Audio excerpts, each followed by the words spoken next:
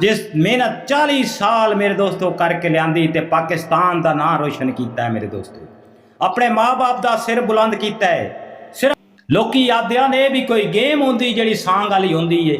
मेरे दोस्तों पाकिस्तानी नौजवान की अज गल कर लगे हाँ जिसने गोल्ड मैडल हासिल किया मेरे दोस्तों, उसकी गल कर लगे हाँ। नदीम अरशद की गल कर लगे हाँ मेरे दोस्तों, जिसने अपने मुल्क का नाम रोशन किया मेरे दोस्तों, जिसने अपने माँ बाप का सिर बुलंद किया मेरे दोस्तों। मेरे दोस्तों उसका जिम भी तुहानूं दिखावांगे कि उसका जिम किस तरह का है, कित्थे ट्रेनिंग करता है मेरे दोस्तों। मेरे दोस्तों यह गेम होंगी है जी सांग होंगी, असीं नूं सांग सदेंदे आसे दूरों सटनी होंगी है, कितने किलोमीटर ते जाती है मेरे दोस्तों।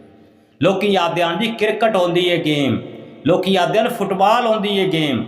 नहीं मेरे दोस्तों, ये गेम वो है मेरे दोस्तों कभी बचपन दे विच सोटी दे अगे केल ला के ना दरखत दे उत्तों करके सुटते आसे, ये वो गेम है मेरे दोस्तों जिन्हों सांग आख्या जाता है। इत्थे पता लगता है इंसान का कि इंसान कितना ताकतवर है या कितनी दूरी ते आदे ना सियाणे कि कितनी दूरी ते कोई वट्टा वगांदा है। ये समझो कि वट्टे वाली गेम है कि कितना दूर वट्टा जाता है, कितना इंसान दे विच जोश है मेरे दोस्तों। मेरे दोस्तों सुक्की सिन्नी रोटी खा के पैदा होने वाला ये अरशद मेरे दोस्तों। मेरे दोस्तों दे घर के हालात वेख लो, ये किस तरह ने ट्रेनिंग की है। ए जिम है इदा देख लो मेरे दोस्तों, जो जिम बनाया ना मेरे दोस्तों, ये पुलियां आउंदियां आ थ्रेशन जड़ियाँ आउंदियां गंदमगां दियां जड़ियाँ, ये उहदियां कुछ पुलियां कोई रला मिला के ते इन्हें प्रैक्टिस लई जिम तैयार किया मेरे दोस्तों। देख पा सकते ये अरशद है मेरे दोस्तों। ते अज दुनिया जानती है मेरे दोस्तों। उसके वालदैन का पहले किसी नहीं सी पता होंदा कि उसके वालद साहब कौन हैं, उसकी माँ कौन है, उसका भरा कौन है, उसके बच्चे कौन हैं, नहीं सी जानते। आज बच्चा बच्चा जानता है मेरे दोस्तों। यकीन करो कि अरशद नूं बच्चा बच्चा जानता है मेरे दोस्तों। उन्हां गलियां महलियां दे विच लोकी इहदे ते मजाक भी उड़ाते होणगे। अज ओह लोकी अरशद अरशद पे आते हैं, क्योंकि मुल्क का नाम रोशन करना कोई इतना आसान काम नहीं होता मेरे दोस्तों। 40 साल बाद उन्होंने कामयाबी मिली है मेरे दोस्तों, उन्हें हिम्मत नहीं आ रही। इंसान जो मेहनत करता है तो अल्लाह उन्होंने एक दिन कामयाब जरूर करता है मेरे दोस्तों।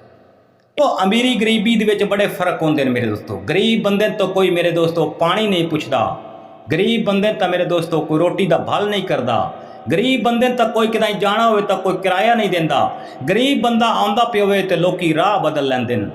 अज मेरे दोस्तों कोई 10 लाख दे रहा है, कोई 5 लाख दे रहा है, कोई सोने का ताज बनवा रहा है, कोई घर दे रहा है, कोई प्लाट दे रहा है मेरे दोस्तों। एक कामयाबी है मेरे दोस्तों, इनू आदन कामयाबी। मैं उस इंसान ते बड़ा खुश होना वा जिहड़ी मेहनत करता है ते मेहनत विच कामयाब होंदा है। वो सियाणे आदे आन ना मिसाल देंदे आन कि मेहनत का फल मिठा होंदा है। यह मेहनत का फल मेरे दोस्तों देख लिए कि कितना मिठा हैगा।